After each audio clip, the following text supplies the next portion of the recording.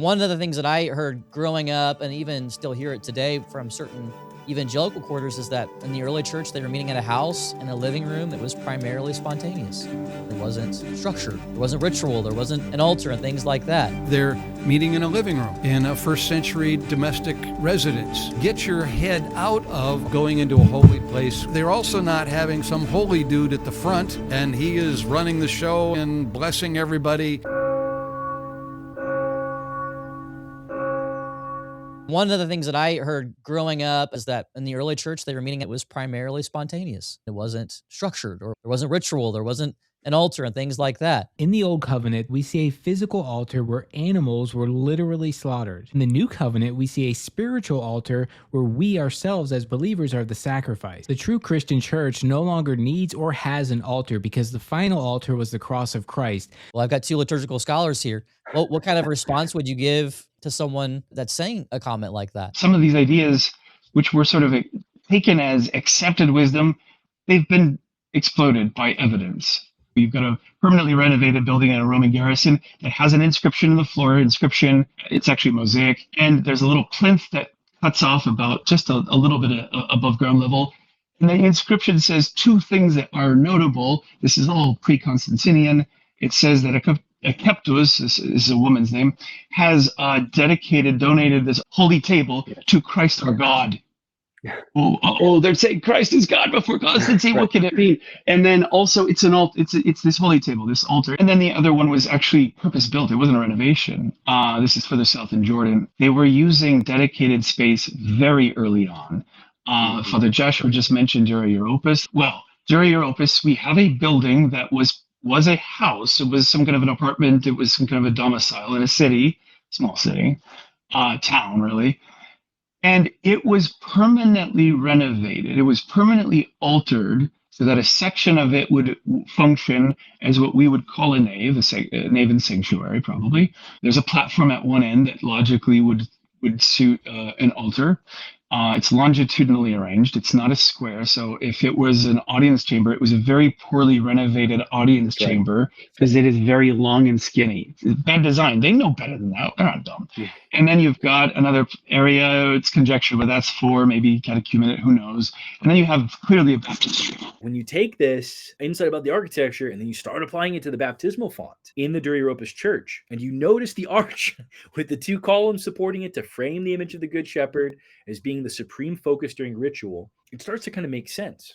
You'd be like addressing Christ through this image. How do I say all this? I mean, maybe it's interesting to people. I hope it is. But even for those for whom this isn't, these are places that could not have functioned as domestic spaces when they weren't being used for ritual purposes. They were dedicated ritual spaces, which torpedoes the idea that there was this sort of ubiquitous house church kind of a thing going on, in the sense that, I'd have people over to my home. My small group would come over, and then we'd go around the dining room table, and then we'd sing some songs, and then we'd break the bread and share the whatever. And it doesn't work because first of all, nobody really thought of worship that way.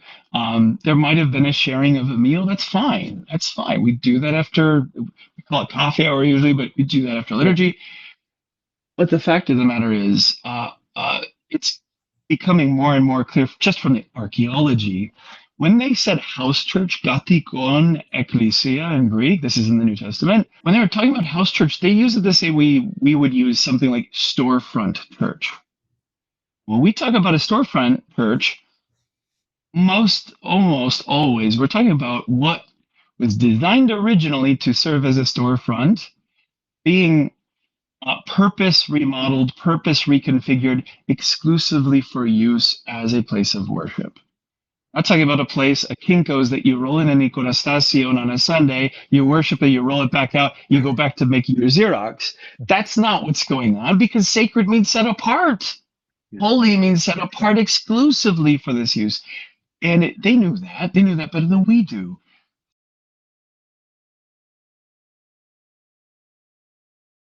So that torpedoes that. But even the presence of the imagery, it points to another one that is being progressively exploded, the myth that there was no imagery, that the early Christians thought that images are idolatry. No, that's not true.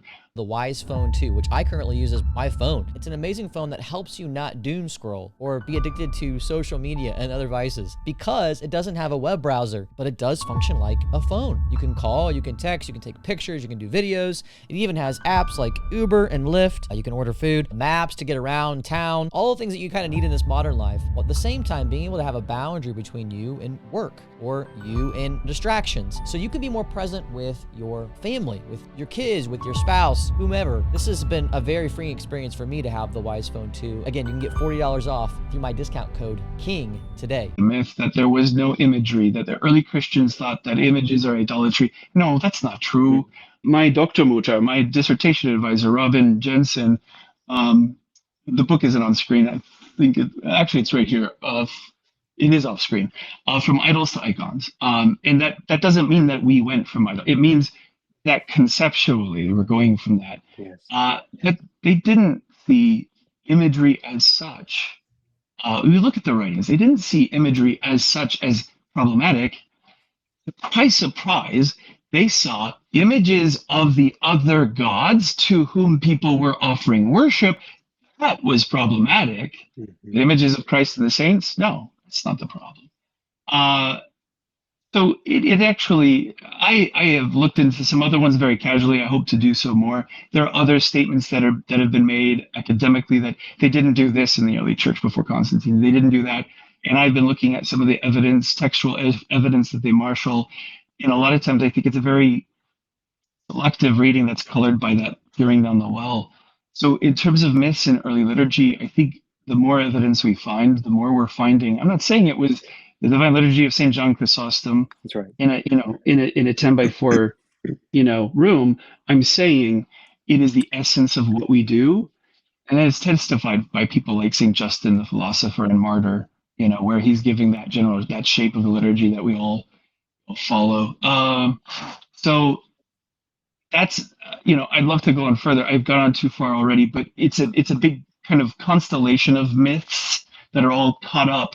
And I think the underlying one is that whatever they were doing according to their particularities at earliest stage is the correct, pure, true, whatever one.